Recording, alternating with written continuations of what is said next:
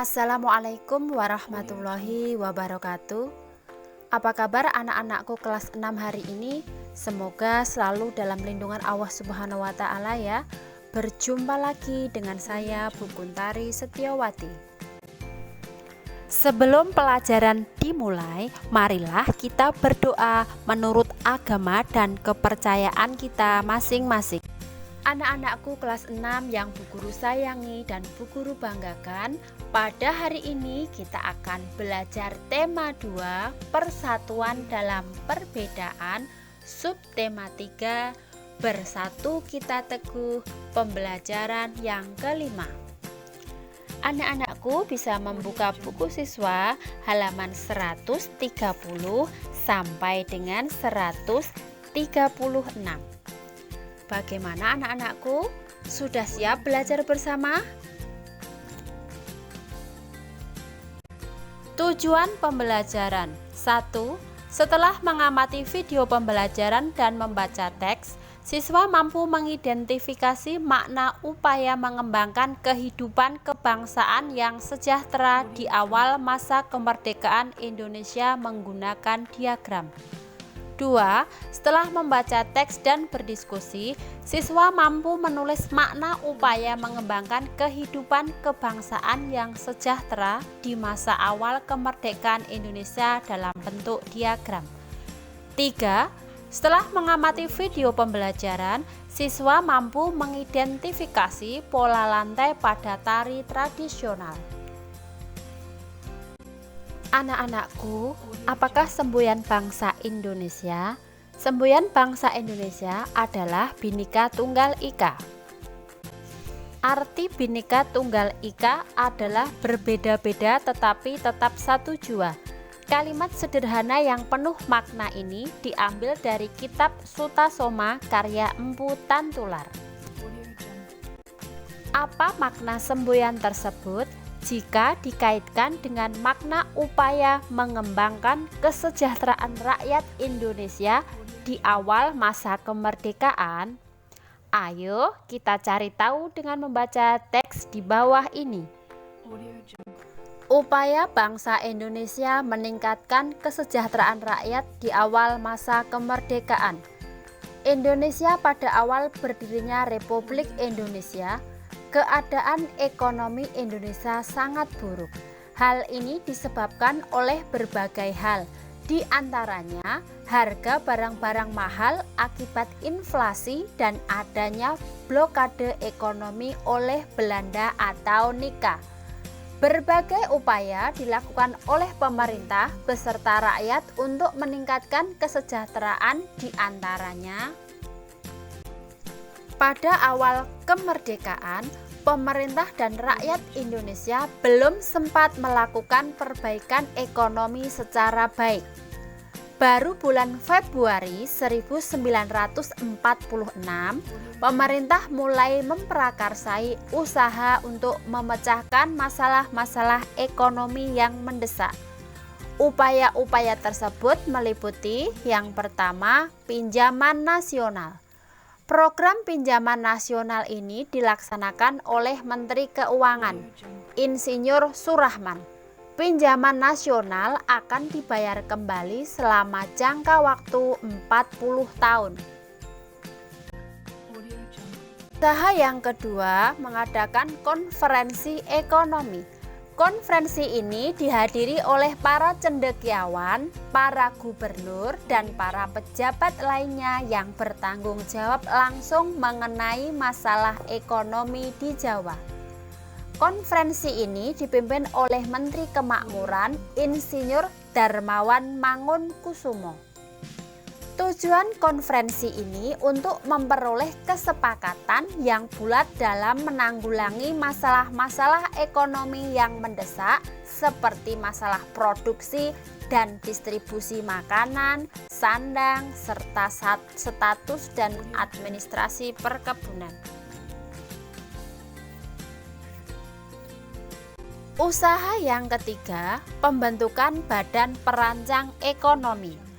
Pembentukan badan ini atas inisiatif Menteri Kemakmuran Dr. A.K. Ghani. Badan ini merupakan badan tetap yang bertugas membuat rencana pembangunan ekonomi untuk jangka waktu 2-3 tahun. Usaha yang keempat, rencana Kasimo atau Kasimo Plan. Program ini disusun oleh Menteri Urusan Bahan Makanan I.J. Kasimo. Program ini berupa rencana produksi 3 tahun. 1948 sampai tahun 1950 mengenai usaha swasembada pangan dengan beberapa petunjuk pelaksanaan yang praktis. Untuk meningkatkan produksi bahan pangan dalam program ini, Kasimo menyarankan agar 1.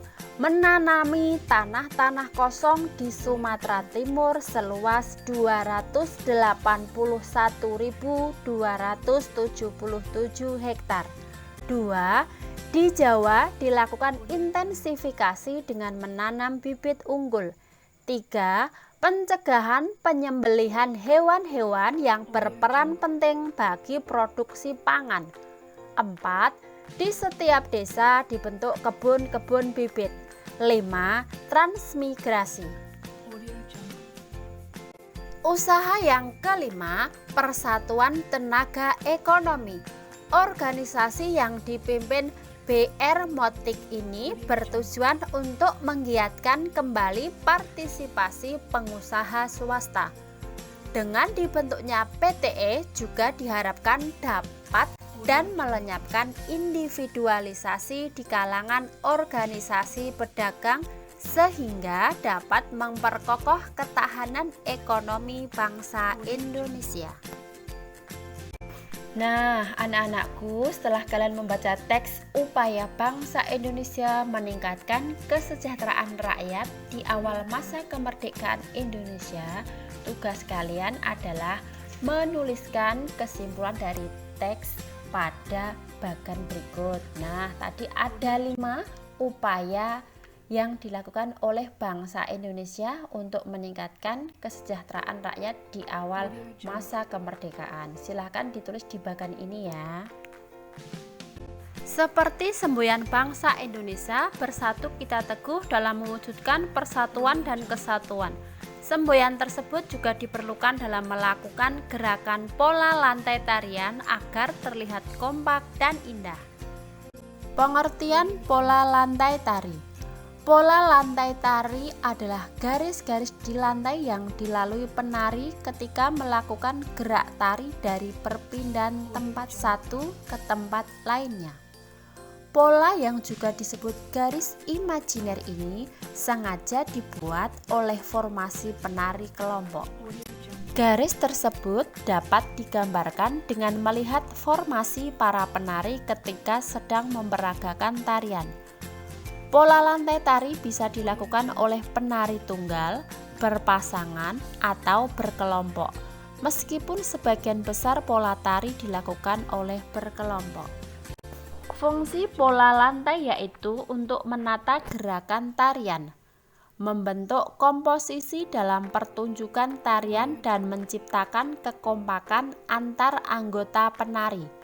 Dengan adanya pola lantai, tarian yang disajikan akan lebih indah dan menarik untuk ditonton. Jenis pola lantai tari dibagi menjadi 4, yaitu yang pertama, pola lantai lurus vertikal. 2. Pola lantai horizontal. 3. Pola lantai diagonal. 4. Pola lantai garis melengkung. Nah, anak-anakku, untuk lebih jelasnya, mari kita simak penjelasan tentang jenis pola lantai tari di bawah ini. Pola lantai lurus vertikal. Vertikal memiliki arti lurus memanjang.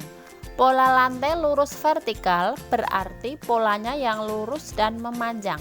Para penari berjumlah lebih dari 1 orang dan membentuk formasi lurus baik dari depan ke belakang maupun sebaliknya. Pola lantai jenis ini biasanya digunakan pada tari klasik karena pola lurus memberikan kesan yang sederhana tetapi tetap kuat. Selain itu, juga melambangkan antara ikatan manusia dengan Tuhannya, karena pada dasarnya Tuhan adalah Sang Pencipta kehidupan, termasuk menciptakan manusia. Contoh tarian pola lantai vertikal. Yang pertama, tari Yospan dari Papua. 2. Tari Serimpi dari Jawa Tengah. 3. Tari Baris Cangkedan dari Bali. 2. Pola lantai horizontal. Pola lantai horizontal sebenarnya sama seperti pola lurus vertikal, di mana pola lantai bergaris lurus. Hanya saja pada pola lantai horizontal, bentuk barisan dari kiri ke kanan maupun dari kanan ke kiri. Ada beberapa penafsiran mengenai pola tari horizontal. Pada pola horizontal disebut melambangkan antara ikatan manusia satu dengan manusia yang lain.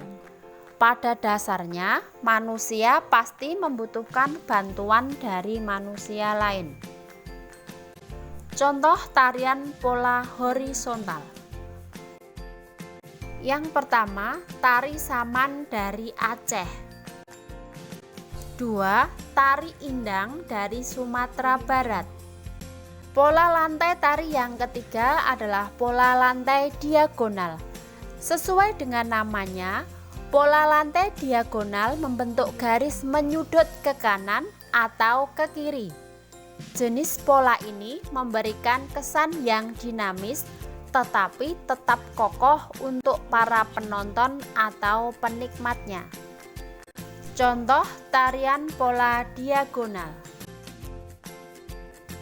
Tari Pendet dari Bali. 2. Tari Sekapur Sirih dari Jambi. Pola lantai tari yang keempat adalah pola garis melengkung. Pola garis melengkung sendiri terdiri dari 3 macam, yaitu garis lingkaran, angka 8, huruf U, dan lengkung ular. Pola garis yang melengkung akan memberikan kesan yang lembut tetapi lemah. Contoh tarian pola garis melengkung. Yang pertama, tari piring dari Sumatera Barat. 2. Tari randai dari Sumatera Barat. Nah, anak-anakku, itu tadi 4 pola lantai tari tradisional yang telah kalian pelajari. Penting sekali memahami pola lantai pada tari tradisional. Ini yang pertama untuk menjaga setiap penari tidak bertabrakan. Menguasai pola lantai mampu menjaga penari agar tidak bertabrakan dengan penari lainnya. 2. Membantu penari menentukan gerakan selanjutnya. Ketika penari berpindah dari area satu ke area lain, maka gerakan mereka pun akan berbeda juga. Dengan adanya pola lantai, maka penari bisa menentukan gerakan seperti apa untuk selanjutnya. 3. Penari lebih energik. Pentingnya memahami pola lantai dan mengaplikasikan ke dalam tarian mampu membuat penari terkesan lebih energik dan menarik. 4. Menciptakan kekompakan. Mampu menciptakan kekompakan antar penari, karena setiap penari akan terlihat bergerak leluasa memenuhi panggung dengan kompak tanpa perlu berkomunikasi secara verbal. 5. Ciri khas suatu tarian. Pola lantai mampu memberikan ciri khas dari suatu tarian. Masyarakat atau para penonton akan lebih mudah mengetahui ciri khas dari tari tradisional tersebut melalui pola lantai pada tarian.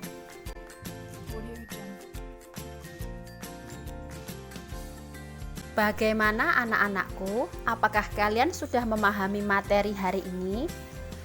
Apa saja upaya bangsa Indonesia untuk meningkatkan kesejahteraan rakyat di awal masa kemerdekaan? Masih ingatkah kalian tadi? Yang pertama ada pinjaman nasional, yang kedua konferensi ekonomi, 3. Pembentukan Badan Perancang Ekonomi. 4. Rencana Kasimo atau Kasimo Plan. Yang terakhir adalah Persatuan Tenaga Ekonomi. 2. Apa saja pola lantai tari tradisional? Masih ingatkah kalian? Yang pertama tadi ada pola lantai lurus vertikal, 2 ada pola lantai horizontal, 3 ada pola lantai diagonal, dan yang keempat pola lantai garis melengkung. Nah, anak-anakku, kalau belum paham, anak-anakku bisa memutar video pembelajaran ini lagi. Anak-anakku, bagaimana pelajaran hari ini? Menyenangkan bukan? Jangan lupa kerjakan semua tugasmu dengan penuh rasa tanggung jawab. Salam santun, tetap semangat. Assalamualaikum warahmatullahi wabarakatuh.